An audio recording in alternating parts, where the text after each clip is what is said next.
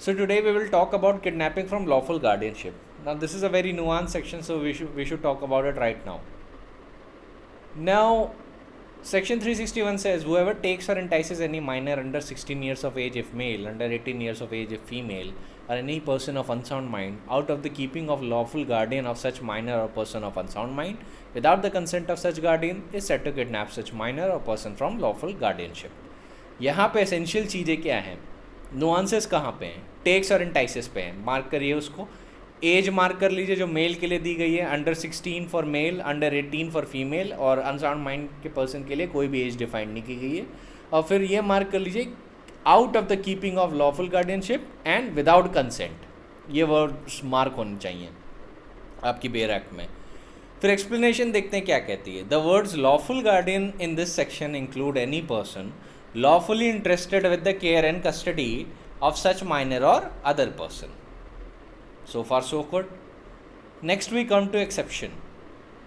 This section does not extend to the act of any person who in good faith believes himself to be the father of an illegitimate child, or who in good faith believes himself to be entitled to lawful custody of such child, unless such act is committed for immoral or unlawful purpose. अब immoral और unlawful purpose को mark कर लीजिए और good faith को mark कर लीजिए.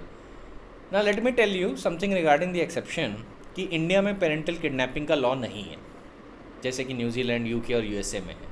India में पेरेंटल किडनैपिंग को लेके अलग से लॉ नहीं है. So this is the only thing that I want to tell you about this. Exceptions पे लेके 3-4 पॉइंट और है जो प्रैक्टिकल सिनेरियो से मैं एकदम लास्ट में बताऊंगा, क्योंकि एकेडमिक्स और एग्जाम के पर्पज से वो रेलेवेंट नहीं है. मेन जो आपके एग्जाम के पर्पज से वो जो रेलेवेंट है वो है कि ये टेक्स और इंटाइसिस का क्या मतलब है. You need to know about that. Now let me tell you about something that what does Halsbury's Laws of England 3rd edition volume number 10 page 758 talks about kidnapping. It says that the defendant may be convicted although he took no part in the actual removal of the girl if he previously solicited her to leave her father and afterwards received and harbored her when she did so. ठीक है, मतलब कि person तब भी convict हो सकता है जब उसने एक्चुअल पार्ट नहीं लिया है गर्ल के रिमूवल के लिए, but he should have previously solicited her, मतलब कुछ परजुएशन रखा हो या कुछ ग्राउंड्स रखे हो जिसकी वजह से the girl should have left the lawful guardianship. और अगर उस परजुएशन की वजह से the girl leaves the lawful guardianship, then for receiving and harbouring her the person can be convicted. The accused person, who will be defendant, can be convicted. So, if a girl leaves her father of her own accord, the defendant taking no active part in the matter and not persuading or advising her to leave, then he cannot be convicted of this offense, even though he failed to advise her not to come or return and afterwards harbored her. अब उसी की ठीक उल्टी position Halsbury laws of England में बताई गई है. पर जहाँ पे girl leaves her father's home out of her own free will, out of her own accord, without the defendant taking any active part in the matter and not persuading or advising her to leave, then he cannot be convicted, even though he might have failed to advise her not to come or to return or afterwards harbored her. ठीक है, ये चीज़ का ध्यान रखिएगा. It is very essential that you need to remember that. अब expression taking out of keeping of lawful guardianship का क्या मतलब बताया गया है. इसका मतलब बताया गया है कि it must signify some act done by the accused which may be treated as a proximate cause of the person going out of the keeping of the guardian, or in other words, an act but for which the person would have not gone out of the keeping of the guardian as he or she did. Now let me use some different words in order to describe the position that is contained under section 361. Now we can say that essential elements of kidnapping from lawful guardianship are: first, taking or enticing away a minor or a person of unsound mind. First. Second, such minor must be under 16 years of age if male or under 18 years of age if female. Third, taking or enticing must be out of the keeping of lawful guardianship of such minor person, lawful guardian of such minor or person of unsound mind. And fourth, such taking or enticing must be without the consent of guardian. All right. So far you should be clear about this. Now you must remember that such taking need not be by force, actual or constructive. There must be taking of the child out of the possession of the guardian. Taking को force की ज़रूरत नहीं होती, चाहे actual force या constructive force. Taking is enough if the minor or the person who is of unsound mind is removed from the lawful guardianship by the act of the accused person. Alright, you should be clear about this part as well. The word take, as has been used under section 361, means to cause, to go, to escort or to get into possession. ऐसे interpret किया गया है. Word take का जो interpretation रखा गया है, it means to cause, to go, to escort or to get into possession. It implies want of wish and absence of desire of the person taken. इसका implication है कि जिस person को lawful guardianship से हटाया जा रहा है उसके अंदर desire नहीं है जाने की, and there is an absence of wish to leave the lawful guardianship. There is, however, a distinction between taking and allowing a minor to accompany a person. ये आप अपने लेक्चर रजिस्टर में लिख लीजिएगा that there is a distinction between the two. I will come to that distinction कि जहाँ पे let us suppose the minor or an unsound person voluntarily accompanies the accused person. In that case, will the accused be liable? We will come to that, but we will come to that at last. अभी आपको definitions बताना ज़्यादा ज़रूरी है. Now you should understand how the word entice has been interpreted. The word entice involves an idea of inducement or allurement by exciting hope or desire in the other. क्या है enticement? The idea of inducement, the idea of allurement by exciting hope or desire in other. So let us suppose if A wants to kidnap B, who is a minor, and then he calls B one day on his mobile phone and says that my house has lot of candies, and if you come to my house I will give you all sorts of chocolates, and B follows that. Here the kidnapping has been made through enticement. Here is not the element of taking, यहाँ पे kidnapping enticement में, ठीक है? Because entices involves an idea of inducement or allurement, and it may take many forms.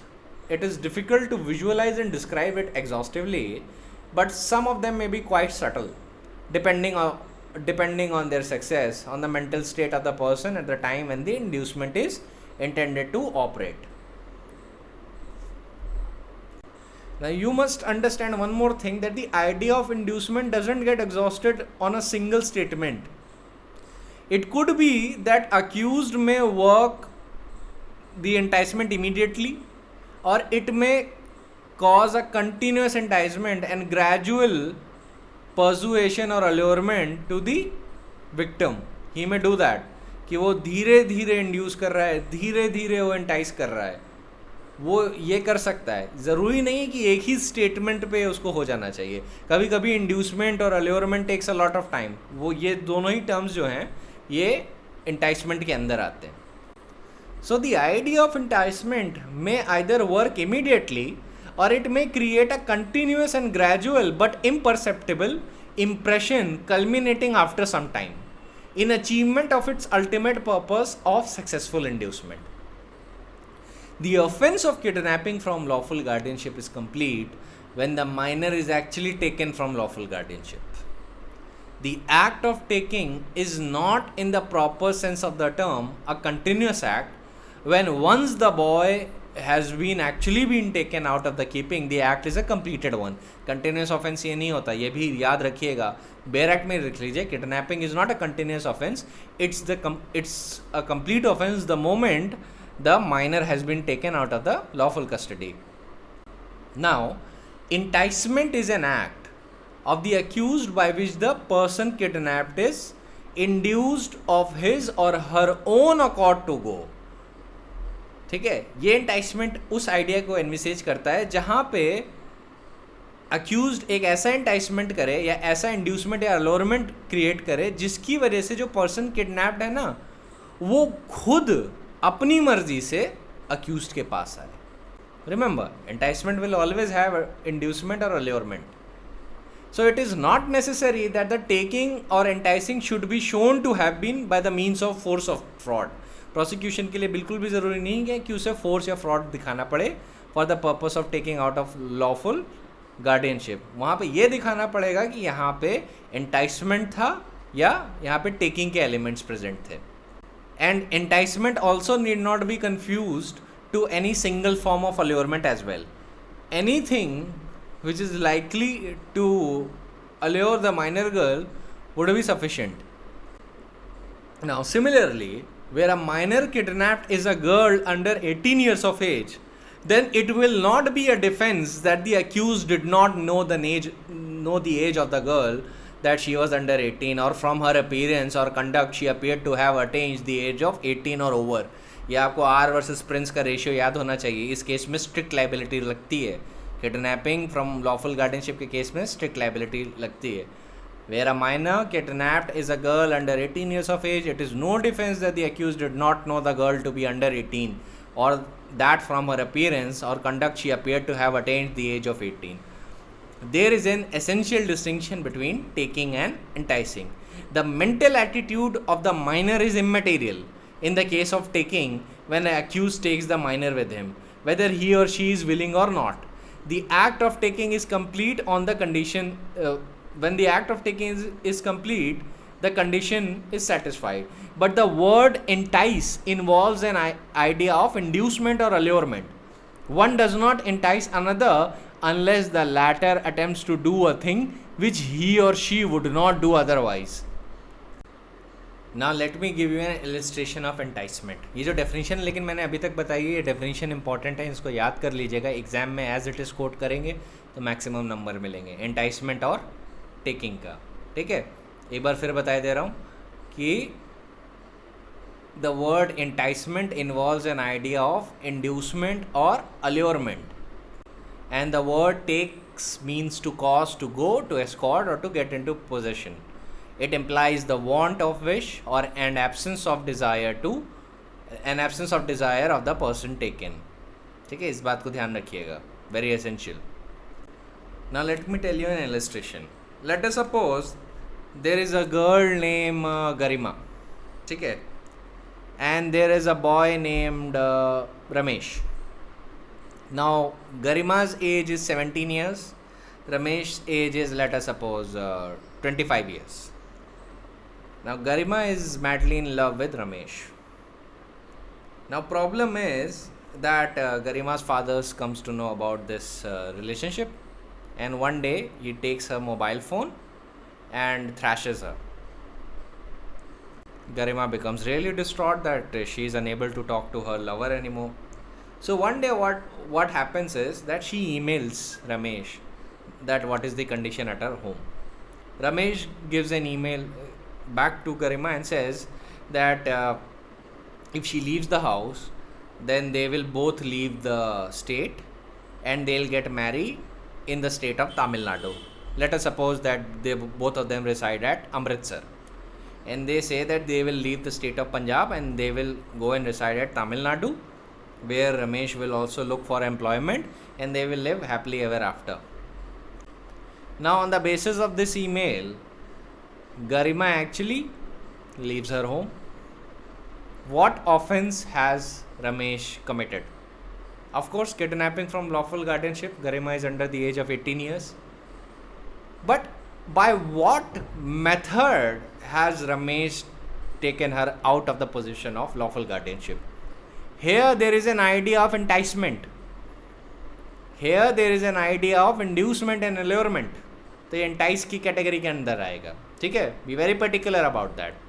Here Garima has been taken out of the lawful guardianship through the means of enticement.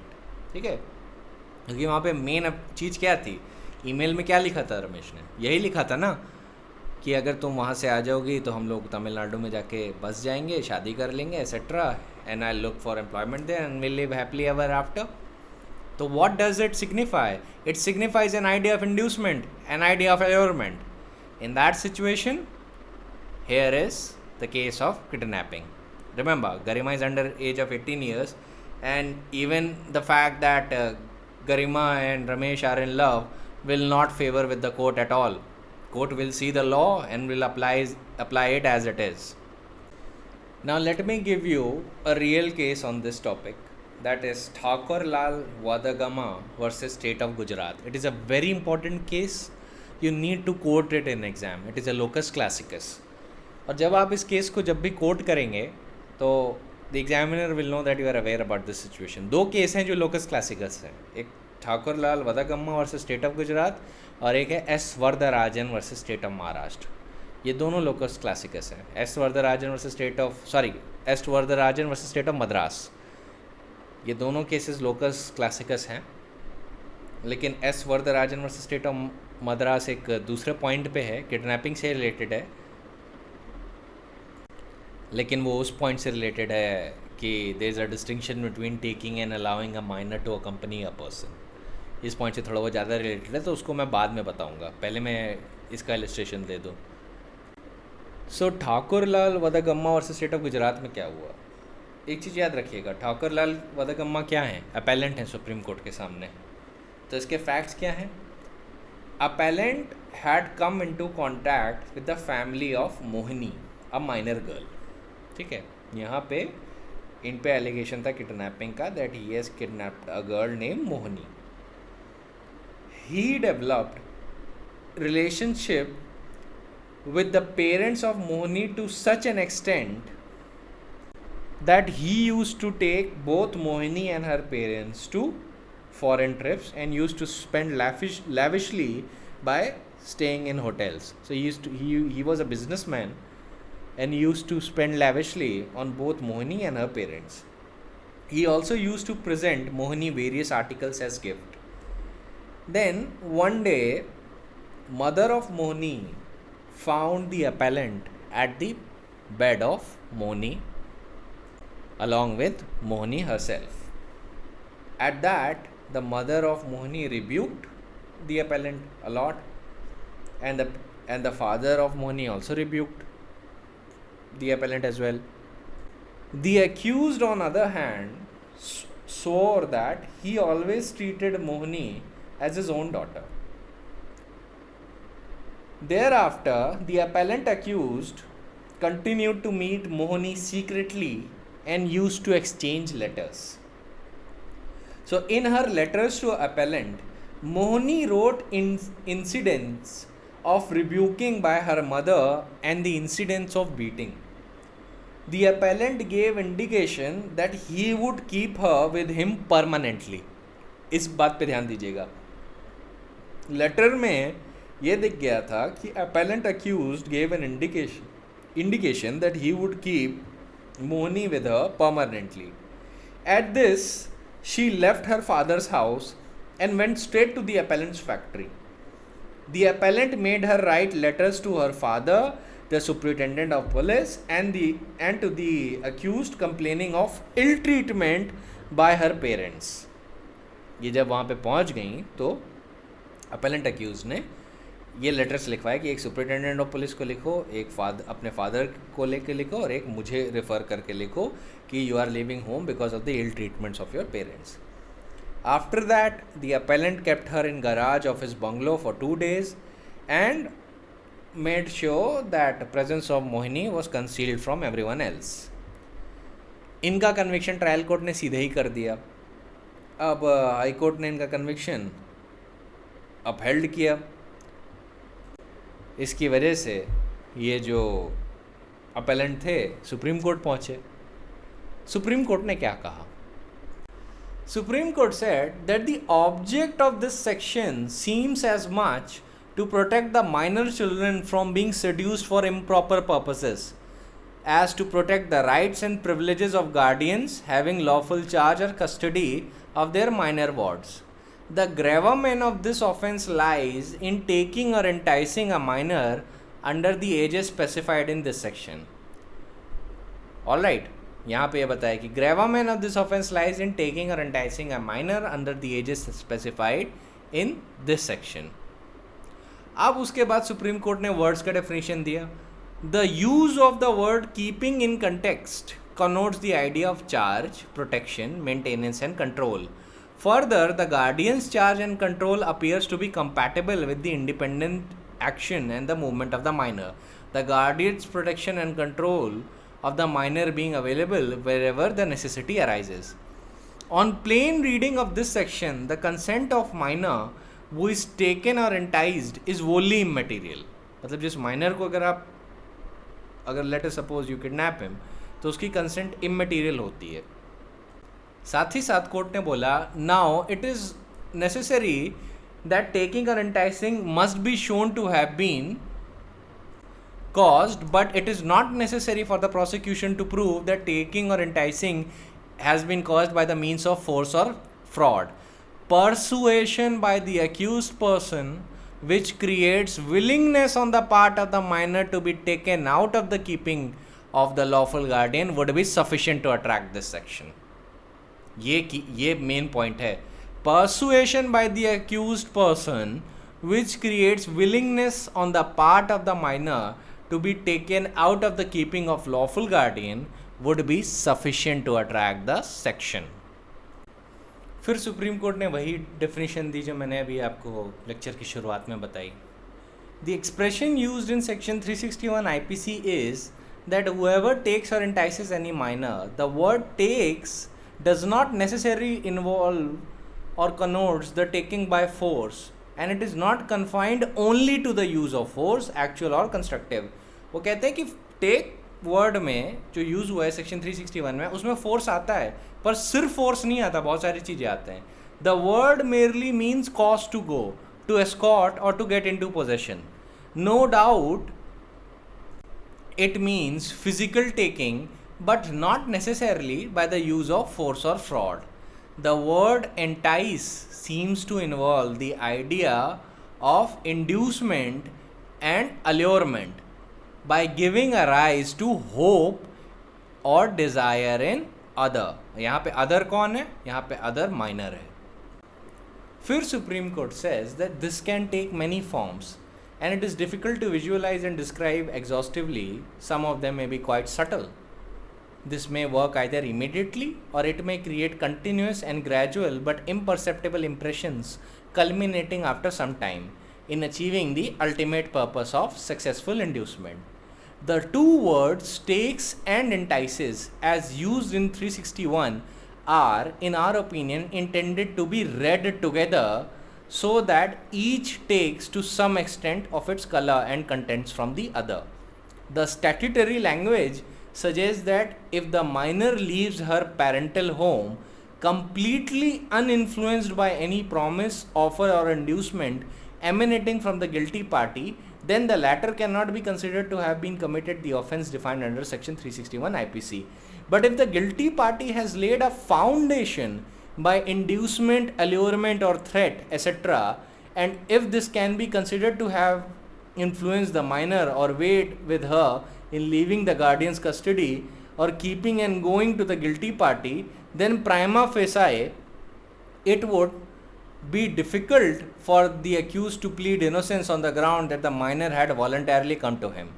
If he had on earlier stage solicited or induced her in any manner to leave her father's protection by conveying or indicating an encouraging suggestion that he would give shelter, then the mere circumstance that his act was not immediate cause of her leaving the parental home or guardian's custody would constitute no valid defense and would not absolve him. The question truly falls for determination on fact and circumstances of each case.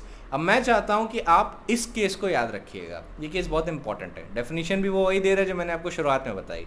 So you have to quote this case and S Varadarajan versus state of Madras. Now what happened in S. Vardarajan?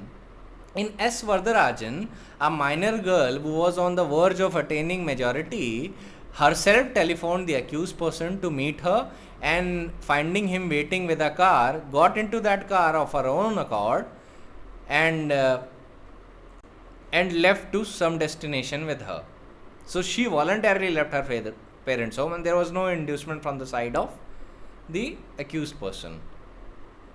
In that situation, when he was prosecuted under section 361, he was held not guilty of taking the girl out of the lawful guardianship of her father, as there was no suggestion that the act was done by force or anything like that on the part of the accused. In this regard, the Supreme Court read in para 9 and held categorically that it must, however, be borne in mind that there is a distinction between taking and allowing a minor to accompany a person. The two expressions are not synonymous, though we would like to guard ourselves from laying down that in no conceivable circumstance there can be to be regarded as a meaning of same thing for the purpose of section 361 of the IPC. So Supreme Court is saying कि जो taking है under section 361 and जो expression है that is allowing the minor to accompany a person, ये दोनों अलग अलग चीज़ें हैं, ये सिनोनिमस नहीं है एक दूसरे से, और किसी भी कंसीवेबल सर्कमस्टेंस में दोनों को एक ही चीज़ नहीं माना जा सकता. Then Supreme Court said that we would limit ourselves to a case like present where the minor alleged to have been taken by the accused persons left her father's protection, knowing and having capacity to know the full import of what she was doing, voluntarily joins the accused person. In such a case, we do not think that the accused can be said to have taken her away from keeping of her lawful guardian.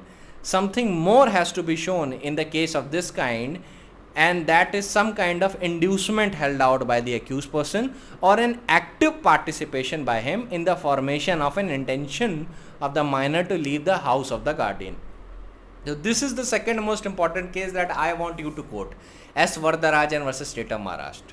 Sorry, S. Vardarajan versus State of Madras. Remember these two cases, S. Vardarajan versus State of Madras and your Thakurlal Vadagamma versus State of Gujarat. And I would suggest to you that whenever you're describing the question of kidnapping in your answer, then you need to quote these two cases. Alright, these are very important. I'll reiterate the facts of S. Vardarajan in case you do not understand in the words of the Supreme Court. See, in this case what happened, that there was a minor girl. She was living with her father and studying in a college. She became friendly with S. Vardarajan while in the college and she wanted to marry S. Vardarajan. However, her father did not approve of that relationship and confined her in the house. After that, one day, the girl herself called S. Vardarajan that come on a particular spot and meet me. Then S. Vardarajan actually arrived at that spot asking, and he was there with his car. After that, they went to the registrar's office and got registered an agreement to marry. After that, they traveled together at various places. Eventually, they were apprehended by police and were arrested. And after the arrest, they were prosecuted. The appeal went to the Supreme Court. The Supreme Court found that the girl willingly and voluntarily went to the accused person and there was no enticement or inducement on his part. अगर enticement और inducement दिख जाता, जैसे Thakurlal Vadgama versus state of Gujarat में दिख गया, तो वो तो चले जाते. उसमें एक परसुएशन रखा था ना ठाकुरलाल में कि उसने लिखा था कि पेरेंट्स तुम्हें परेशान कर रहे हैं, तुम मेरे पास आओ, मैं तुम्हें बहुत अच्छे से रखूँगा. इतनी ही चीज़ अगर एस वरदराजन कहते थे तो लाइबल हो जाते.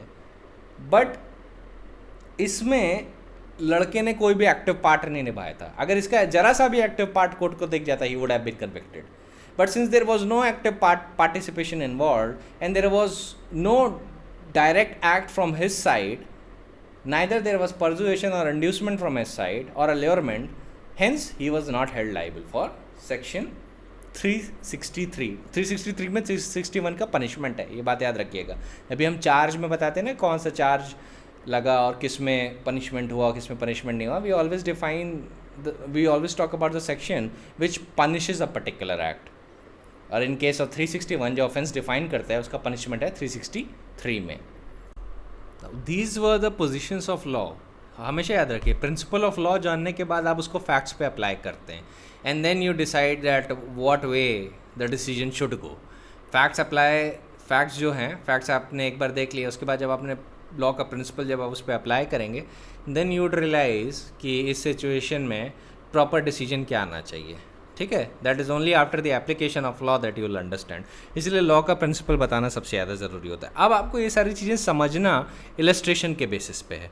एक और केस आपको बताता हूँ, ये है state of Haryana versus Raja Ram.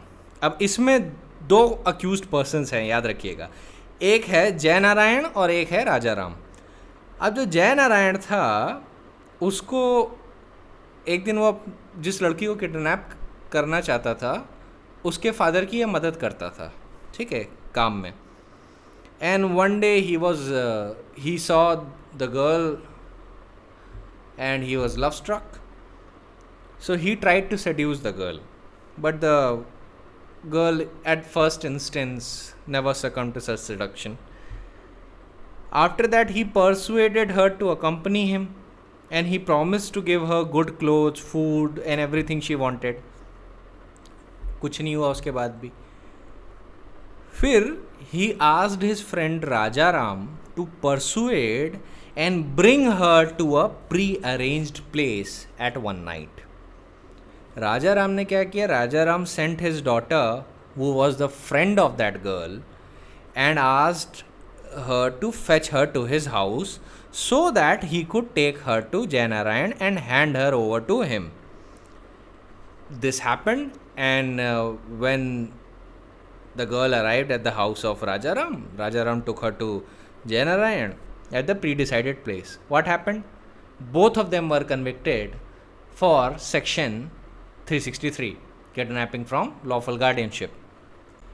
अब यहाँ पे क्या हुआ कि ट्रायल कोर्ट ने तो इनको कन्विक्ट कर दिया। हाई कोर्ट में जब गए तो हाई कोर्ट ने क्या कहते हैं, जय नारायण को तो गिल्टी माना, पर राजा राम को अक्विट कर दिया।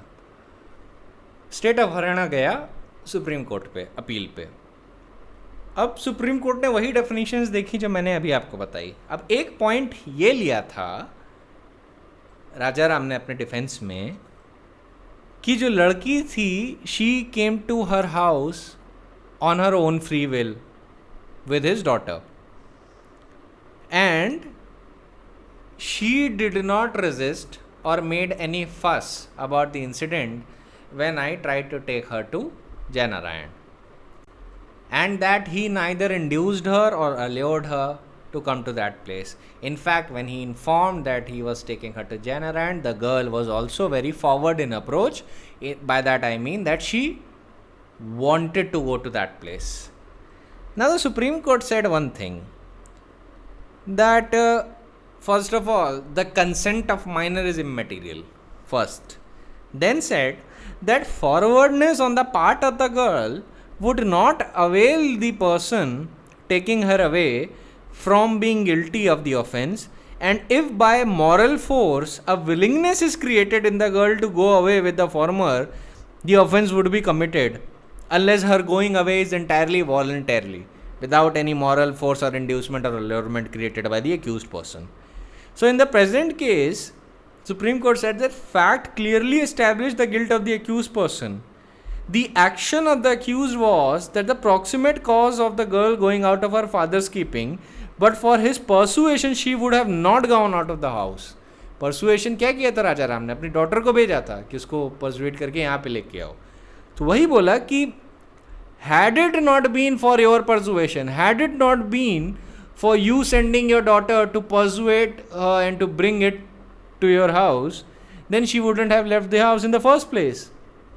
And hence you actively participated in formation of her intention to leave the house, and her consent or willingness to accompany the accused is immaterial. Therefore you're guilty under section 363. ठीक है? So that was one thing. आपको समझ में आ रहा होगा कि क्यों इसको स्ट्रिक्ट लाइबिलिटी कहा जाता है। यू रिमेंबर जब मेरा पहला लेक्चर जब मैं आपको बता रहा था, आई थिंक फर्स्ट या सेकेंड होगा, मैंने स्ट्रिक्ट लाइबिलिटी और मेंस रिया के बारे में बात की थी। तो वहाँ पे मैंने एक चीज़ बहुत अच्छे से डिस्क्राइब की थी आपको। एक बात याद रखिएगा, किडनैपिंग के ऑफेंसेस में 121 ऑफ द आईपीसी में कई और ऑफेंसेस हैं, वहाँ पे स्ट्रिक्ट लाइबिलिटी यूज़ होती है। और किडनैपिंग पे आपको केस भी बताया था, R versus Prince, you should remember that, you can also coat that, जहाँ पे प्रिंस कहता है कि मुझे पता नहीं था कि वो 18 साल की है, 18 साल के नीचे की एज की है, वो तो दिखने में 18 साल के ऊपर थी, उसने मुझसे कहा भी था कि वो 18 साल के ऊपर थी। कोर्ट ने बोला कि ये इस ऑफेंस पे स्ट्रिक्ट लाइबिलिटी लगती है and you are liable, it doesn't matter what you know or didn't know, the moment you took the girl out of the lawful guardianship you are liable. और अब आप जितने भी केसेस देखेंगे, जितने भी केसेस मैंने अभी आपको बताया, state of Haryana versus Raja Ram, Prakash versus state of Haryana, नहीं भाई Prakash versus state of Haryana नहीं बताया है, बट ठाकुर लाल वडगम्मा और S Varadarajan versus state of Madras, इन सब में लॉ पोजीशन वही डिस्कस की गई है जो मैंने आपको लेक्चर की शुरुआत में बताई थी, same line by line. Root of the law जो अच्छे से एनंसिएट किया गया था वो किया गया था in S Varadarajan versus state of Maharashtra and Thakur Lal Vadgama versus state of Gujarat. उसी का कंटिन्यूएशन अभी भी चल रहा है, the same law is continuing till this date. So remember those two definition and remember to quote those two laws, वो लोकस क्लासिकस हैं। उसके बाद आप state of Haryana versus Raja Ram भी कोट कर सकते हैं, ठीक है। So I am understanding that you will be getting an idea that how this section is working, एक आइडिया हो गया होगा। I will give you more illustration, बस अभी आपको एक एकेडमिक पॉइंट बता देना, difference between kidnapping and abduction. So first of all remember, kidnapping is classified under section 359। Kidnapping की बात कर रहा हूँ, किडनैपिंग फ्रॉम लॉफुल गार्डियनशिप की बात नहीं कर रहा। Section 359 classifies kidnapping as kidnapping from India, that is defined under section 360, and kidnapping from lawful guardianship, that is defined under section 361. Definition of abduction कहाँ दी गई है? section 362 में। अब offense of kidnapping relates to taking away of a girl under 18 and a boy under 16 and people of unsound mind, but the offense of abduction is in respect of all the persons। ये difference बता रहा हूँ kidnapping और abduction में। फिर third difference क्या है? Kidnapping is an offence which involves taking away or enticing a person, abduction involves taking away of a person by fraud or force, ये भी डिफरेंस है। नेक्स्ट डिफरेंस क्या है? Intention of the person is of no significance in the case of kidnapping once it is established that taking away either outside India or outside unlawful guardianship is present, it amounts to kidnapping. While in abduction, intention plays a major role. A person is punishable only if the abduction is done with ill intent or criminal intent, but never otherwise. ठीक है, याद रखिएगा, abduction has to be coupled with a particular intention. Kidnapping is per se punishable under 363. अब kidnapping is a substantial offense and is punishable under section 363 of IPC, and abduction is merely an auxiliary act and it is not punishable unless it is done with criminal intent। ठीक है, abduction per se punishable नहीं होता, it has to be coupled with some criminal intent, that is like abduction for ransom या abduction with intent to murder, ऐसा कोई intention couple होना चाहिए। abduction per se punishable नहीं होता, it is merely an auxiliary act and by itself not punishable। Then we come to the question of consent. Then in the case of kidnapping, consent of the person who is taken outside the custody of lawful guardian is immaterial, while consent given by the person who is taken, then that consent given actually wipes out the question of abduction। अगर abduction के case में किसी person ने consent दी हुई है to take him from one place to another, then consent will wipe out the offense in case of abduction, but in case of kidnapping the consent of the minor or of unsound person is immaterial, याद रखिएगा, ठीक है। Last difference is that once the person is taken out of the country or outside the custody of lawful guardian, the offense of kidnapping is complete। The offense of abduction involves forcibly or fraudulently taking of a person from one place to another, hence it is called a continuing offense। ये continuing offence होता है, abduction continuing offence होता है, while kidnapping is not. Kidnapping तभी complete हो जाता है जहाँ पे आपने लॉफुल गार्डियन की कस्टडी से निकाल लिया, वो कंटिन्यूइंग ऑफेंस नहीं है, it is a complete offence. While abduction is continuing as long as the person abducted is taken from one place to another, वो कंटिन्यूइंग ऑफेंस लगातार चलता रहेगा। Now coming back to the illustration of kidnapping, अब एक और case बताता हूँ जहाँ पे किडनैपिंग नहीं होगी, याद रखिएगा डिफरेंस। मैंने बोला था ना, voluntarily accompanying an accused person is different from enticement and taking, बहुत अलग अलग चीज़ें होती हैं। अब ये केस है दिल्ली हाई कोर्ट का, Deep Chand alias Deepu versus state and city Delhi, 8 सितंबर 1999 को डिसाइड हुआ। सो इसके फैक्ट्स क्या हैं कि 31 जुलाई 1976 में Santosh and Asha, both were around age of 15 years, started for school but never reach the school. फिर इसके बाद एक सर्च पार्टी ऑर्गेनाइज हुई उनको ढूंढने के लिए, और फिर ये पाया गया कि there is one person named Deep Chand वो abducted them and took them to Khurja and brought them back to Delhi. So on 22nd of August 1976, both girls were found present at the waiting room of the old Delhi railway station where from they were recovered. फिर उनका statement record किया गया, संतोष और आशा दोनों का, and in their statement they mentioned that she was acquainted with Deep Chand and they used to meet and roam about together, and she used to go out with Deep Chand on her own accord. So on the date of 31st July 1976, she had asked Deep Chand to take her out of Delhi for an outing. Santosh had asked Asha to take her also along with her, as her father used to beat her every day, and if they did not take her along with them, she would commit suicide. ये बातें बोली गई थी। अब आपको क्या लगता है इस केस में क्या हुआ होगा? इस केस में हाई कोर्ट ने पाया कि दीपचंद ने ना कोई इंड्यूसमेंट किया था, ना उसने कोई मॉरल एग्जॉर्टेशन किया था, ना उसने कुछ बोला था। ये संतोष और आशा खुद ही आए उसके पास और उन्होंने they expressed a desire to live with him and said that if you do not take her, if you do not take us, then we'll commit suicide right here right now. Hearing this, he was concerned. He took them.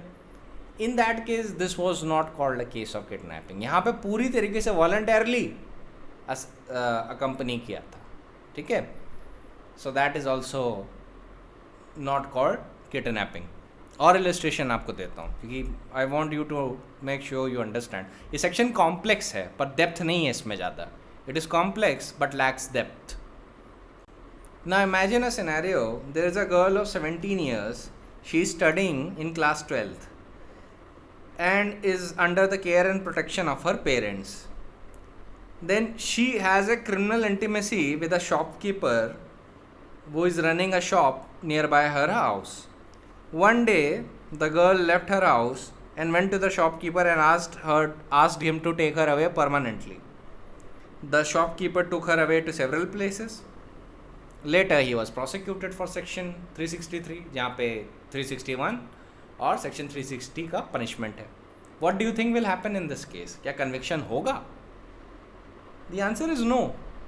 क्योंकि facts के अंदर कहीं पे भी inducement, enticement या taking नहीं दिख रही है. Focus on this part. Girl herself came to the shopkeeper and said that take me away.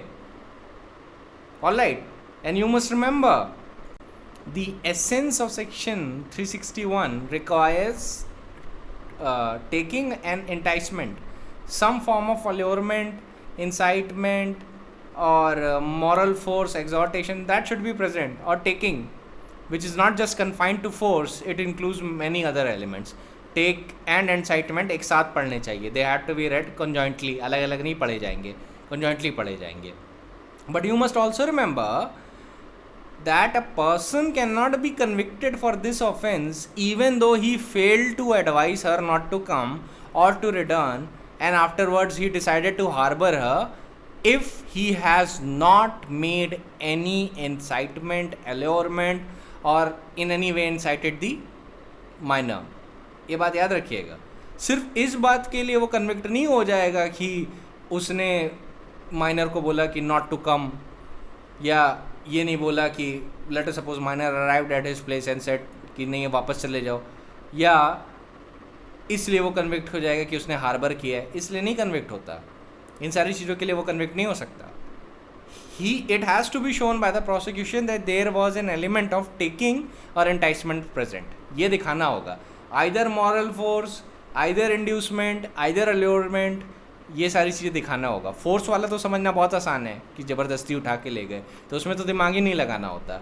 लेकिन जो सटल कैटेगरी है ना, जो कॉम्प्लेक्स कैटेगरी है, वो ये वाली होती है कि जहाँ पे कुछ दिख नहीं रहा होता है कि लड़की वॉलंटियरली गई है या मॉरल फोर्स की वजह से गई है, या exhortation of the accused person की वजह से गई है, या एक्यूज पर्सन के अल्योरमेंट की वजह से गई है, क्योंकि वो एंटाइसमेंट की कैटेगरी में आता है। तो जो मैंने फैक्ट अभी दिए, वहाँ पे women by the girl by herself arrive at the shop and expressed her desire to be taken away. अब यहाँ पे कोई भी आपको क्या मॉरल एंटाइसमेंट नहीं दिख रहा, कोई इंड्यूसमेंट नहीं दिख रहा, कोई अल्योरमेंट नहीं दिख रहा, तो इन this case the shopkeeper would not be liable. Now imagine another scenario. Let us suppose you are sitting at your home and you used to know a particular friend. She's a minor. He or she is a minor. Assume anyone. Let us suppose if he or she runs away from their home and arrive at your place, then can you be held liable for kidnapping if you have not made any inducement? Let us suppose that boy or girl was under the impression that you will give them shelter, but you have not made any inducement, you have not made any enticement. Then can you be held liable under section 363? The answer is no. You cannot be held liable under that section, because what you are lacking is the necessary element in order to hold you liable under section 363, that is taking or enticement. ये दोनों चीज़ें present नहीं है, then you cannot be held liable for that. Why would you be responsible if some minor person by his or her own accord decided to barge inside your home or decided to come to you? You won't be liable for that. वहाँ पे kidnapping की सज़ा नहीं होगी। Kidnapping की सज़ा तभी हो सकती है जब दी एलिमेंट्स ऑफ इंसाइटमेंट और अल्योरमेंट और मॉरल एग्जॉर्टेशन आर शोन, जो एंटाइसमेंट की डेफिनेशन में आएंगे, और या टेकिंग के पार्ट में आप चले गए।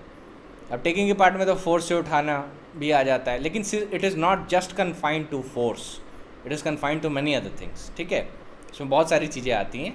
It is not just confined to force, there are many other elements that are present under the expression taking and enticing. Supreme Court has actually said that takes or enticers should not be read as disjunctive but should be read together.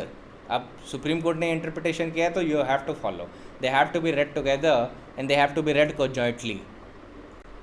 Now let us suppose, I'll give you another illustration. Let us suppose there is a girl named Reshma, and she is in love with a boy named Asif. So one day, always assume that Reshma is under the age of 18 years. ठीक है, kidnapping के purpose से बात कर रहा हूँ. And Asif is over the age of, let us suppose, 20.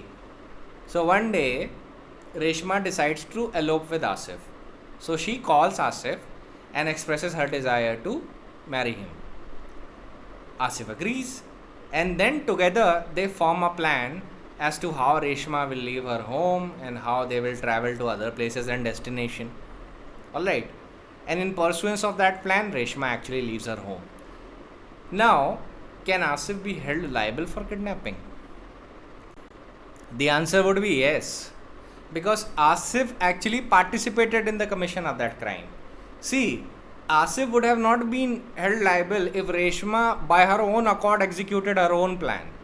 But here Asif is actually sitting together, framing a plan and supplying her with moral force that you can leave and we can together elope and live together in a different destination or in a different spot of the country. Now that was problematic, and due to that the liability of Asif will arrive. क्योंकि यहाँ पे moral exhortation दिख जाएगा court को, यहाँ पे actively साथ में बैठ के जो प्लान बनाया जा रहा है, that would amount to allurement, that would amount to inducement, and Asif would be held liable. अब इसी केस में रेशमा ने खुद ही से प्लान बनाया होता और चली जाती, in that situation Asif liable ना होते. Similarly, I'll give you another illustration that would help you understanding the point in a bit greater detail. Let us suppose there is a person named X he is a male and his age is 15 years, ठीक है, तो he is a minor by law and under as defined under section 361 he is capable of being kidnapped. So let us suppose he wins a dance competition, all right, and the judge of dance competition is very impressed with the performance of X. So the judge of dance competition actually gives him his card and says that in future if you have to work in entertainment industry, you can always contact me, all right. Now X goes back to his home. He informs his father that he won a competition and he has a future in entertainment industry. That he has a future in entertainment industry. The father doesn't like this, and he takes the card away from him and beats him. After that, one day, what X does is that he silently steals the card and then takes a train to the destination of that dance competition judge and arrives at his office. When he arrives at his office, then that dance competition judge actually realizes that this person is a child and he doesn't have enough expenses to live by his own. So in that situation, he gives him an accommodation and asks him to stay there for 1 or 2 days. Now in this situation, can the dance competition judge can be held liable for kidnapping? No, he cannot be. Merely giving him the card would not amount to moral exhortation. He just said that if you want to work in future in entertainment industry, you can always contact me. That is not a moral exhortation to leave your home, or that is not a persuasion which provides an edifice to make Mr. X leave the house of his guardian, that is his father in this case. ठीक है, कोई edifice नहीं उसने बनाई थी, कोई persuasion अलोरमेंट नहीं किया था. ऑफ कोर्स कोई डांस कंपटीशन जीता है, कोई भी कंपटीशन जीतता है, तो जज ने हो सकता है इस बात पे कह दिया हो कि ऑफ कोर्स इम्प्लाइड कंसेंट तो उसके पेरेंट्स की होगी ही होगी. तो यहाँ पे ये कोई इंड्यूसमेंट या मॉरल एग्जॉर्टेशन नहीं माना जाएगा, ठीक है. So in this case, the dance competition judge will not be held liable. All right. It is akin to a similar situation where, let us suppose, you are going to your cousin's house and you see a minor child, and you tell the child that one day you should also come at our place and we will give you sweets. All right. This is a normal expression that you use every day. And let us suppose that minor child actually acts on that and actually runs away from the place of his guardian. Then can it be said that you have given a moral exhortation or allurement or inducement? The answer is no, because your words had an implied feeling that you expect the guardian to follow with the minor. You never made sure that the child should leave the place of the minor. You never intended that. In that situation, you won't be liable. ठीक है? Always remember the ratio of Thakur Lal वधगम्मा versus State of Gujarat. उसमें वो liable हो गए थे. And also make sure that you need to understand that there is a fine line between enticement and making a general statement. ठीक है? आपने एक general statement बोला जिसमें एक इम्प्लाइड चीज़ ये थी कि of course the child will come with his parents. ये थोड़ी ना एक्सपेक्ट किया था कि वो घर छोड़ के भाग आएगा. In that situation, if the child acts like that, in that situation you won't be liable for kidnapping under section 363 as it is defined under section 361, kidnapping from lawful guardianship. तो ये लास्ट एक्सप्रेशन मैंने general situation के लिए रखा है. Exam में ऐसी कोई सिचुएशन नहीं आएगी. एग्ज़ाम में आपको ऐसे इलस्ट्रेशन देने की कोई ज़रूरत नहीं है, पर प्रैक्टिस में ऐसी चीज़ें दिखेंगी आपको. प्रैक्टिस में ऐसी चीज़ें काम आ सकती हैं. तो एग्ज़ाम में आपको क्या कोट करना है? ठाकुर लाल वधगम्मा और S Varadarajan versus state of Madras. ये दो जजमेंट्स हैं जो आपको कोट ही कोट करने हैं, और उसके बाद आप state of Haryana versus Raja Ram भी कोट कर सकते हैं, and what ever case that you want. ठीक है, और अपने बनाए हुए इलस्ट्रेशन भी कोट कर सकते हैं. That is not a problem. ये बहुत अच्छा रहता है कि जब आप बेयर एक्ट के इंग्रीडियंट्स पहले लिख दें और उसके बाद अपना एक इलस्ट्रेशन दें डिफाइन करने के लिए, then that would be very good. Now we come to the question of abduction. What is abduction? Abduction is whoever by force compels or by deceitful means induces any person to go from any place is said to abduct that person. ठीक है, मतलब by force compulsion, ठीक है, और by deceit inducement. तो inducement इसमें deceit से है और compulsion force से है, तब जाके आपका abduction बनता है, ये बात याद रखिएगा. और मेन एलिमेंट क्या है? Any person to go from one place to another, that is the essential thing. तो फोर्स होना चाहिए, कंपल्शन होनी चाहिए, या डिसीटफुल मीन्स से इंड्यूसमेंट होना चाहिए. अब always remember, as far as abduction is concern, इसका लीगल नुआंस क्या है? ज़्यादा नहीं है इसमें बस इतना सा है कि एक्सप्रेशन जो डिसीटफुल मीन्स है, इसमें मिसलीडिंग स्टेटमेंट भी शामिल है, मिसरिप्रेजेंटेशन भी शामिल है, ये बात याद रखिएगा. आउटराइट फ्रॉड तो है ही, पर मिसलीडिंग स्टेटमेंट और मिसरिप्रेजेंटेशन भी शामिल है. It is a matter of intention that whether the abduction is there or not. आप ध्यान रखिएगा, अबडक्शन के लिए इंटेंशन ज़रूरी होता है, किडनैपिंग के लिए नहीं. So the intention of the accused is the basis and the gravamen of the offence. The volition and the intention and the conduct of the victim do not determine the offense. By the deceitful means inducement does not necessarily involve any idea of force or compulsion. It simply means persuasion. But for abduction, it must be by deceitful means. याद रखिएगा. These are the only things that is relevant under section 362. अब आपको एक case बताता हूँ, case के point से आपको समझ में आएगा. This is the case of Rabindra Narayana Das versus State of Orissa. It was the judgment is decided on 31st July 1991. In this case, what happened? The prosecutrix in this case was a blind girl, and she used to go to Bhubaneswar for training in music. And then one day when she was traveling from Cuttack to Bhubaneswar, then there was a co-passenger with her.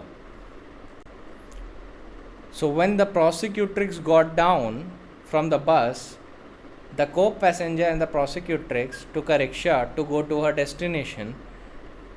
The co-passenger actually sat by her and traveled with her. And instead of dropping her at her destination, the prosecutrix was taken at the Orissa Secretariat where she was raped. So this was the case. So in this case, what happened? The appellant was held liable for the offences. क्योंकि main element यहाँ पे क्या हुआ, जो को passenger थे उन्होंने पूरा फ़ायदा उठाया प्रोसिक्यूट्रिक्स का. जिस डेस्टिनेशन पे प्रोसिक्यूट्रिक्स जाना चाहती थी, उस डेस्टिनेशन पे ले जाने की बजाय दूसरे डायरेक्शन पे ले गए. तो ये कौन से क्लॉज में फॉल करेगा? ये अबडक्शन में फॉल करेगा. This will fall within the definition of abduction, because they have used deceitful means to induce her to go from one place to another. उसको एक मिस स्टेटमेंट ये बोल दिया कि हम तुम्हारे डेस्टिनेशन पे ही चल रहे हैं, पर डेस्टिनेशन पे नहीं जा रहे थे, डेस्टिनेशन से एकदम अलग साइड पे चले गए. इन दैट केस क्या हुआ? दे वर हेल्ड लायबल. ठीक है. And the High Court found their liability both under abduction and for rape as well. इनका abduction में जो liability थी वो सेक्शन 366 में फॉल करती है. अब 366 में आपके लिए अभी पढ़े देता हूँ, बता देता हूँ क्या है. 366 कहता है किडनैपिंग और abducting और inducing a woman to compel her to marriage etc. ये हेड नोट है. अब अंदर पढ़ते हैं क्या है.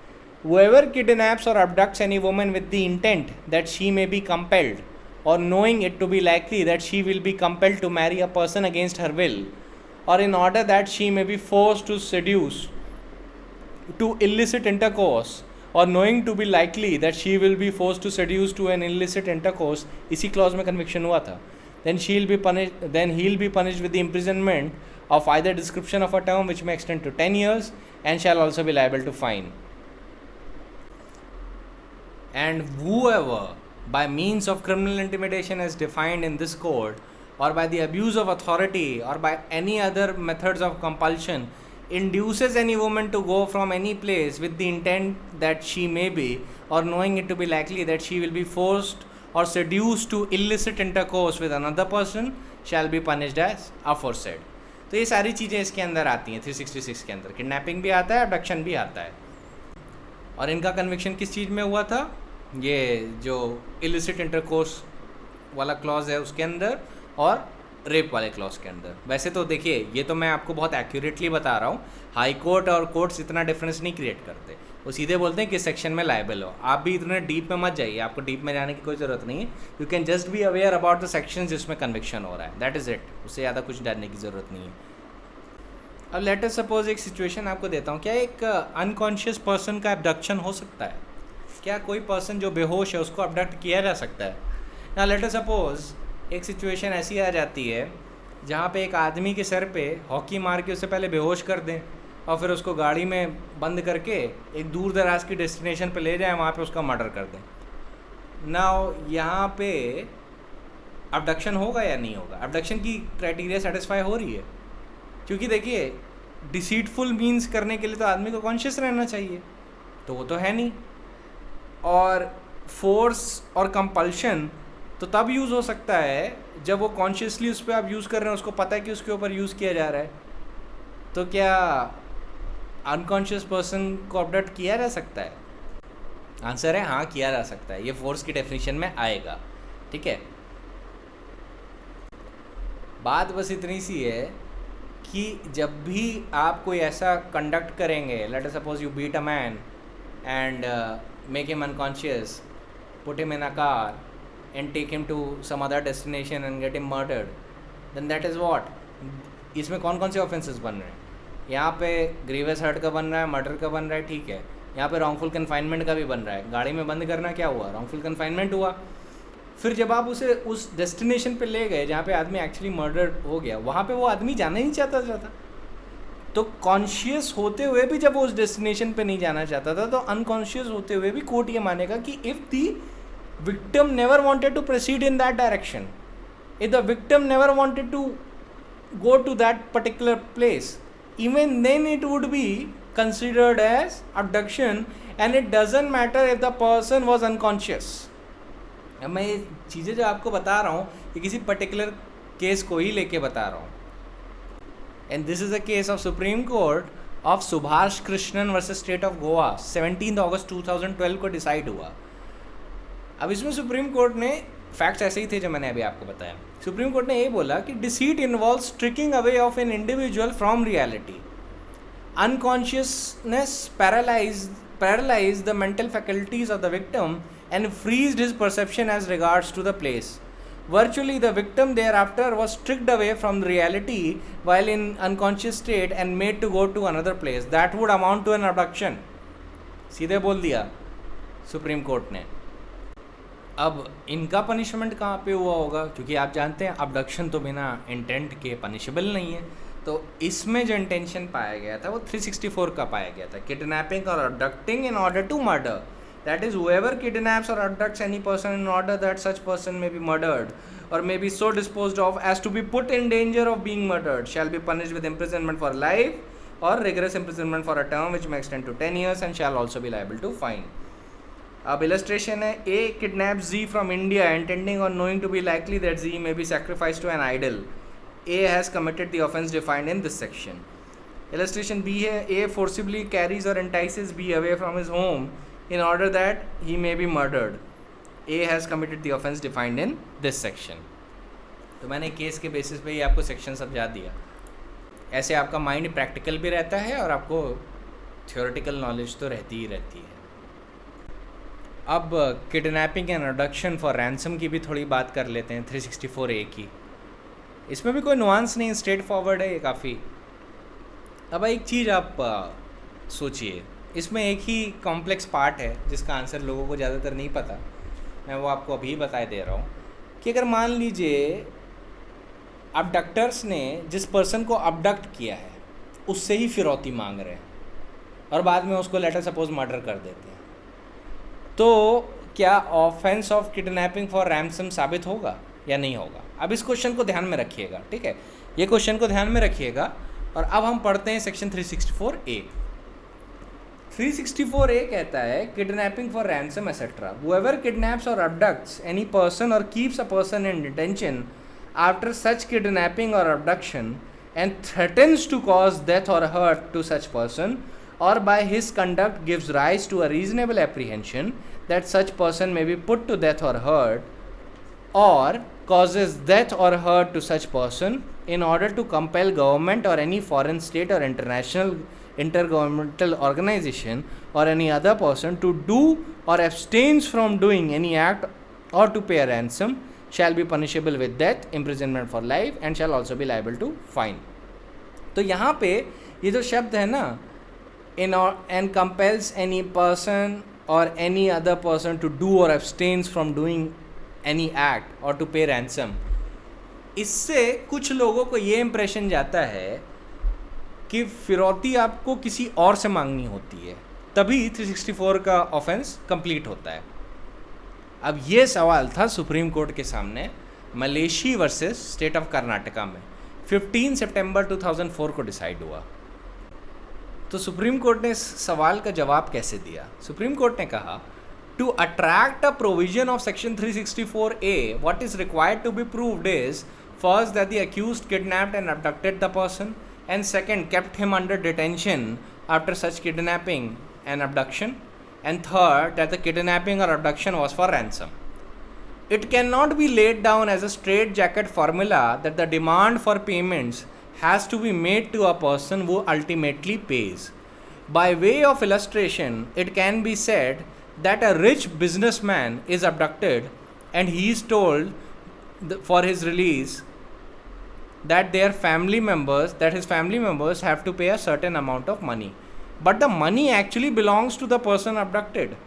The payment for release is made by the persons to whom the demand is made. The demand originally is made to the person abducted. So after making the demand to the kidnapped or abducted person, merely because the demand could not be conveyed to some other person, the accused is arrested in the meantime, does not take away the offence out of the purview of section 364A. Supreme court कह रहा है ये matter ही नहीं करता। Originally हो सकता है कि अबडक्टेड पर्सन से डिमांड की हो, अबडक्टर्स ने जिस पर्सन को अबडक्ट किया उससे डिमांड की हो, और इससे पहले कि वो उसके फैमिली मेम्बर से बात कर पाते वो अरेस्ट हो गए, तो क्या सेक्शन 364 का ऑफेंस नहीं मेड आउट हुआ? कोर्ट ने कहा बिल्कुल मेड आउट हो जाएगा। The essence of abduction as noted under section 364A is causing to stay in isolation and demand for a ransom. The demand should be present. अब demand ये ज़रूरी नहीं है कि उसके फैमिली मेम्बर से हो, ये पर्सन अबडक्टेड से भी हो सकती है in order for section 364A to fulfill all its requirements. अब जो अपेलेंट्स थे उन्होंने जो पॉइंट लिया था वो दिल्ली हाई कोर्ट के एक जजमेंट का था, Netrapal versus state NCT of Delhi को लेके। उसमें हाई कोर्ट ने बोला था, क्योंकि उस केस में क्या हुआ था, there was one child was kidnapped, the high court found that since the victim was a child, demand for ransom could not have been made to him and only demand for payment of ransom could have been made to his guardians. और जब child को उन्होंने पकड़ा तो सिर्फ child से ही बोला था कि हमें पैसे चाहिए, उससे पहले अरेस्ट हो गए, इससे पहले कि वो चाइल्ड के फैमिली मेम्बर से बात कर पाते। तो दिल्ली हाई कोर्ट ने बोल दिया था कि यहाँ पे अभी किडनैपिंग फॉर रैंसम के इंग्रेडिएंट्स सेटिस्फाई नहीं हुए हैं। सुप्रीम कोर्ट ने बोला कि नेत्रपाल केस के फैक्ट अलग थे, तो वो उसके पेक्यूलियर फैक्ट्स पे हाई कोर्ट बोल रहा था, वो कोई रूल ऑफ लॉ नहीं ले डाउन कर रहा था। सुप्रीम कोर्ट ने बोला ultimate question to be asked in this case is what was the intention, was it the demand for ransom or not? There can be no definite manner in which the demand is to be made, and who pays the ransom is not the determinative fact. ये बहुत important है। Supreme court ने कहा कि कौन पे करता है या किससे डिमांड की गई है वो डिटर्मिनेटिव फैक्ट नहीं है। So remember this case.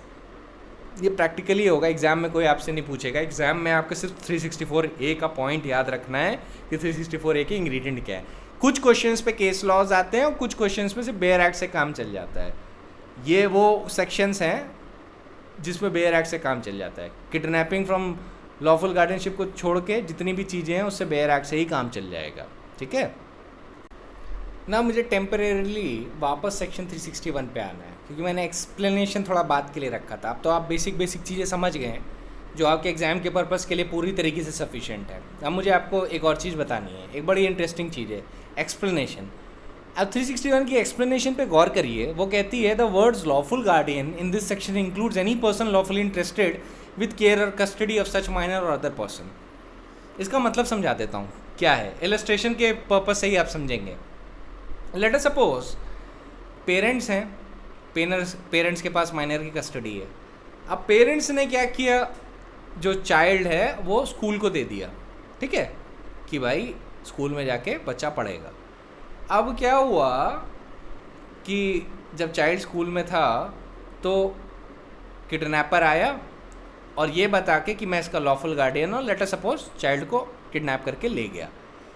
तो अब अगर कोर्ट के सामने ये सवाल किया जाएगा कि किडनैपिंग हुई और अक्यूज्ड ये पॉइंट उठाता है कि मैंने तो कभी लॉफुल गार्डियन की कीपिंग से चाइल्ड को उठाया ही नहीं, माइनर को उठाया ही नहीं, क्यों?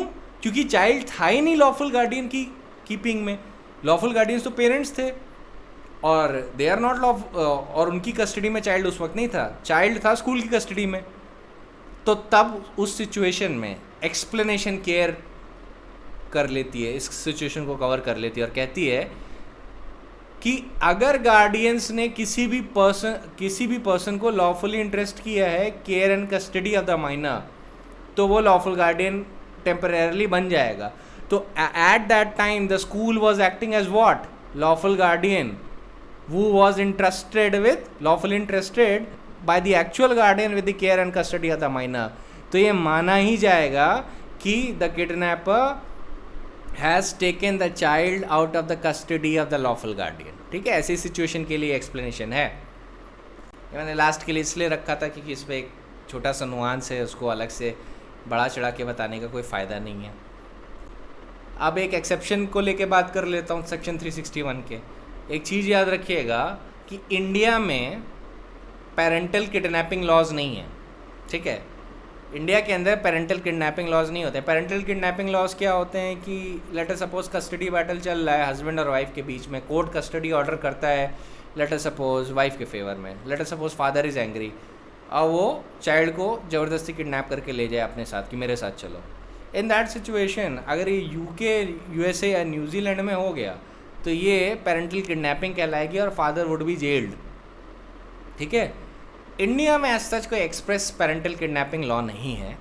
एक्सेप्शन सेक्शन 361 का प्रोटेक्ट करता है कि अगर फादर ने late us suppose good faith में चाइल्ड को रखा है लेकिन कोई इमोरल या अनलॉफुल पर्पस के लिए चाइल्ड को किडनैप नहीं करना चाहिए, अगर किया तो ही टू बी लाइबल। अब यहाँ पे इमोरल और अनलॉफुल पर्पस है।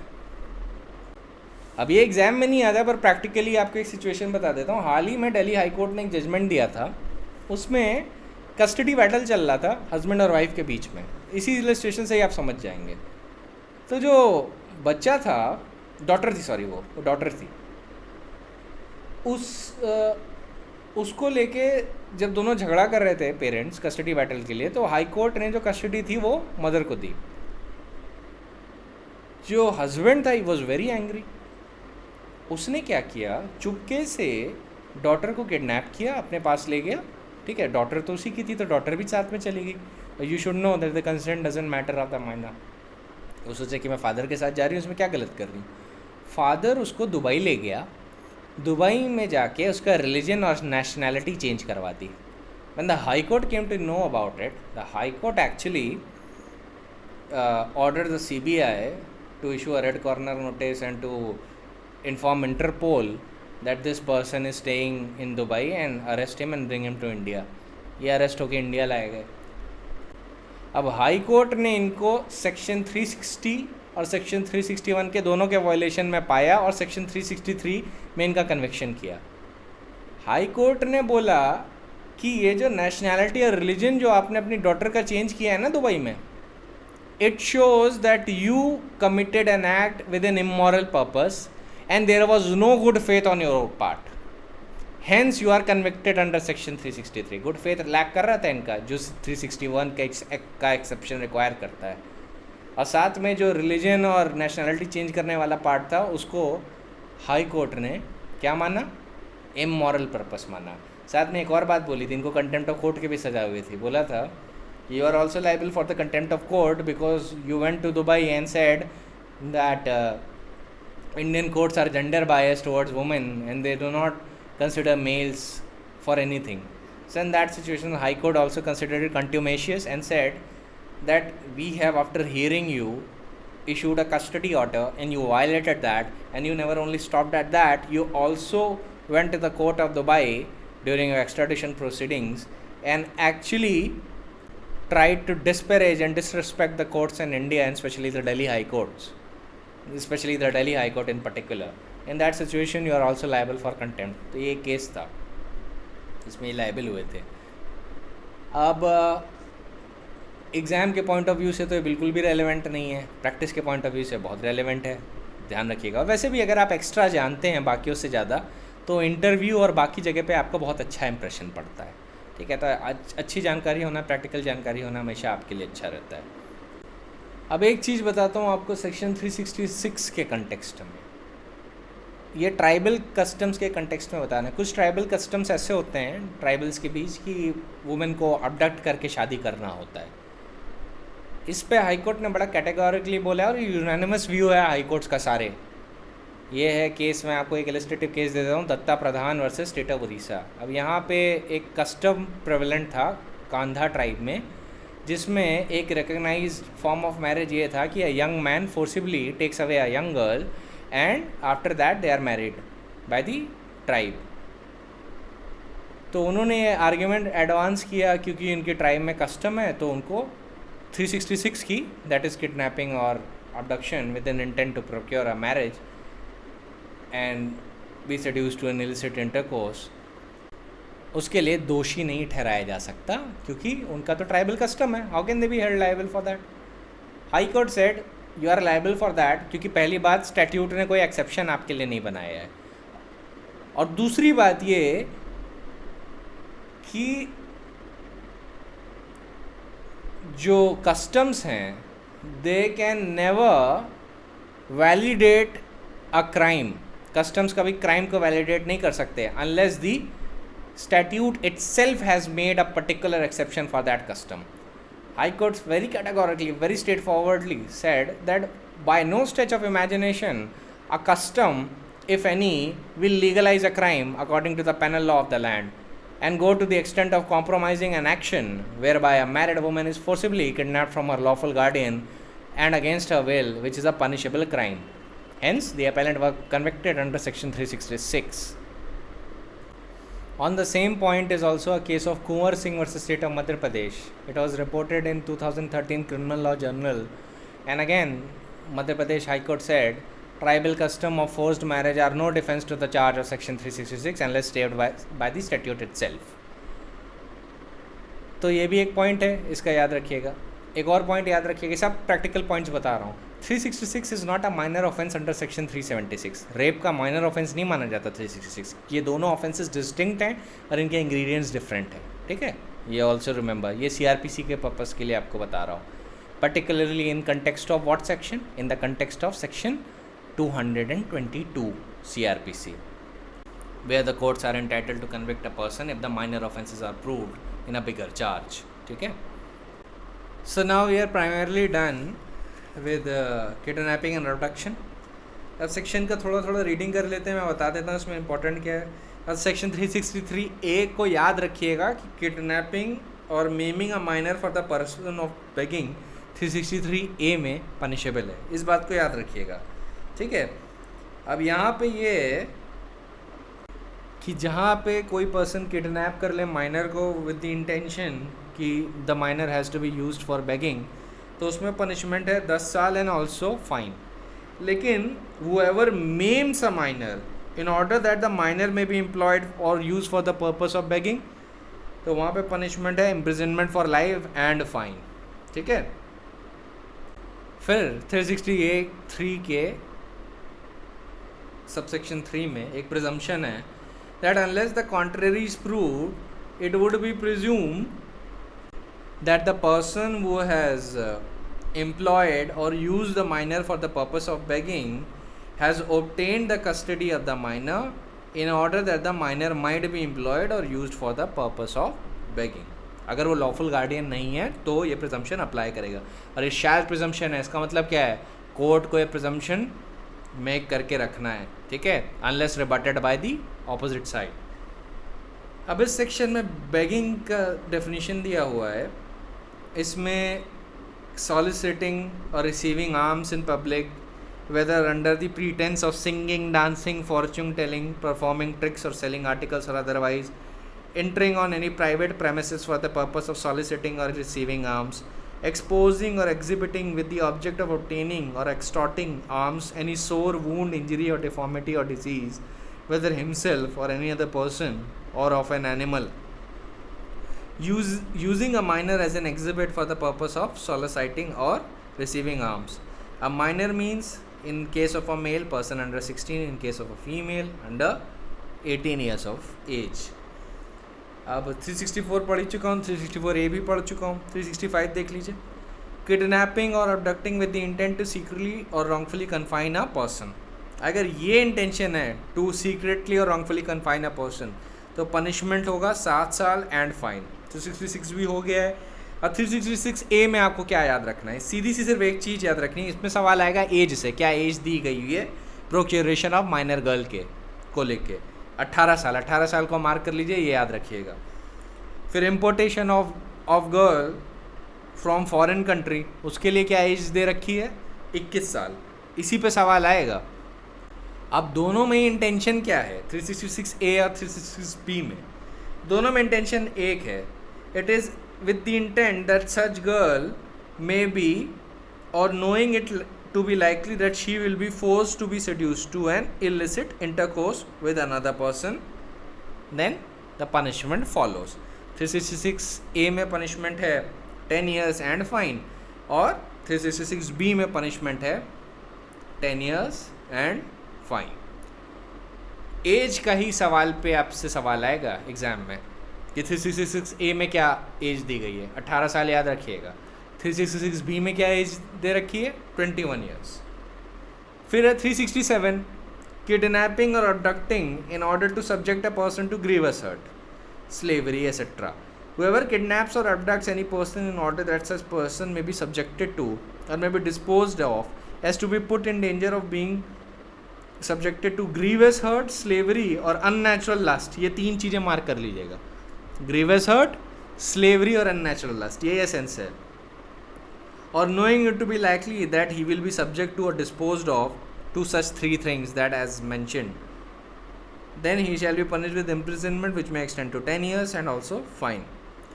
Then we come to wrongfully concealing or keeping in confinement kidnapped or abducted person. Whoever knowing that any person has been kidnapped or has been abducted wrongfully conceals or confines such person shall be punished with the same manner as if he has kidnapped or abducted such person with the intention or knowledge or for the same purpose as that with which he conceals or detains such person in confinement. अब ये section primarily क्या कह रहा है, इसके 3 ingredient हैं. पहला ये है कि the person in question is kidnapped, ये पहला इंग्रेडिएंट है. Second is that the accuse knew that such person has been kidnapped, उसको नॉलेज होनी चाहिए कि जिस पर्सन को वो कन्फाइनमेंट में रखा है वो किडनैप्ड है. और तीसरी चीज़ है accuse having such knowledge wrongfully conceals or confines the person concern. तो उसमें पनिशमेंट वही होगा कि लेट अस सपोज कि किसी पर्सन को रैंसम के लिए किडनैप किया गया और फिर मान लीजिए जो एक्चुअल में जिसने किडनैपिंग की थी उसने सेफ कस्टडी के लिए लेट अस सपोज किसी और को दे दिया. अब जिसको सेफ कस्टडी के लिए दिया है उसको पता है कि ये जो पर्सन है who is a minor is has been kept in confinement for the purpose of kidnapping for ransom. तो ऐसी सिचुएशन में हो सकता है उसको रैंसम ना लेनी हो सकता है उसने रैंसम मांगी भी ना हो, लेकिन अगर वो उसको कन्फाइन करता है और कंसील करता है इस नॉलेज के साथ कि वो पर्सन किडनैप्ड है तो उसका भी वैसे ही ट्रीटमेंट होगा जैसा कि 364A में पनिश होने वाले लोगों के साथ होता है. जो ओरिजिनल लोग थे उनका तो पनिशमेंट 364A में हो गई, इनका भी होगा क्योंकि he had the knowledge and he still wrongfully concealed और कन्फाइंड दैट पर्सन कंसर्न्ड. यही मतलब है इन वर्ड्स का कि be punished in the same manner as if he has kidnapped or abducted such person with the same intention or knowledge or for same purpose as that with which for he conceals or detains such person in confinement. मतलब statute बस इतना से कह रही कि उसको उसी चीज़ के लिए पनिश किया जाएगा जैसा कि मान लीजिए ओरिजिनल इंटेंट होगा अबडक्टर्स का या किडनैपर्स का, वैसे उसको भी ट्रीट किया जाएगा जो ये नॉलेज होते हुए भी कि किडनैप्ड पर्सन या अबडक्टेड पर्सन को किसी पर्टिकुलर इंटेंशन के लिए क्या किसी पर्टिकुलर पर्पस के लिए किडनैप और अबडक्ट करके रखा गया है और वो जानता है इस पर्पस के लिए रखा गया और उसके बाद भी उसको कंसील करता है, उसको कन्फाइन करता है, तो उसके साथ भी वही ट्रीटमेंट करेगा लॉ जैसा कि ओरिजिनल अबडक्टर्स और किडनैपर्स के साथ करेगा जिस भी इंटेंशन से उन्होंने किडनैप किया हो, चाहे किडनैपिंग या अबडक्शन फॉर रैंसम किया हो 364A में, या किडनैपिंग और abduction in order to murder किया हो, एसेट्रा. ठीक है, depends on the fact and circumstances. Now we come to section 369, kidnapping or abducting a child under 10 years with intent to steal from its person. Whoever kidnaps or abducts any child under the age of 10 years with the intention of taking dishonestly any movable property from person of such child shall be punished with imprisonment for idle description of a term which may extend to 7 years and shall also be liable to fine. अब इसमें main जो चीज़ है ना वो क्या है, section number याद रखिएगा, यही एज इट इज़ प्रीलिम्स में आएगा, और एज याद रखिएगा 10 साल, बस इससे ज़्यादा आपको कुछ याद नहीं रखने की ज़रूरत है 369 के पर्पज़ से. ठीक है, मेंस में आपका क्वेश्चन हमेशा नुआंसेस से आएगा, लॉफुल गार्डियनशिप वाला, और अडक्शन और किडनैपिंग में डिफरेंस आएंगे, ये सारी चीज़ें याद कर लीजिएगा. तो ये लेक्चर का बल्क तो वही सारी चीज़ें ले गई हैं. तो हाँ, तो अब आप ऐसा कर रहिएगा कि जो सेक्शन 370 है, हालांकि उसमें कुछ है नहीं ज़्यादा, और 370A है, you can read it by yourself, क्योंकि अब कोई नुआंसेस है नहीं इसमें. ये बेयर एक्ट के प्रोविज़न है, उसको बेयर एक्ट लेवल पे ही पढ़ना है आपको. They are no nuances contained within it.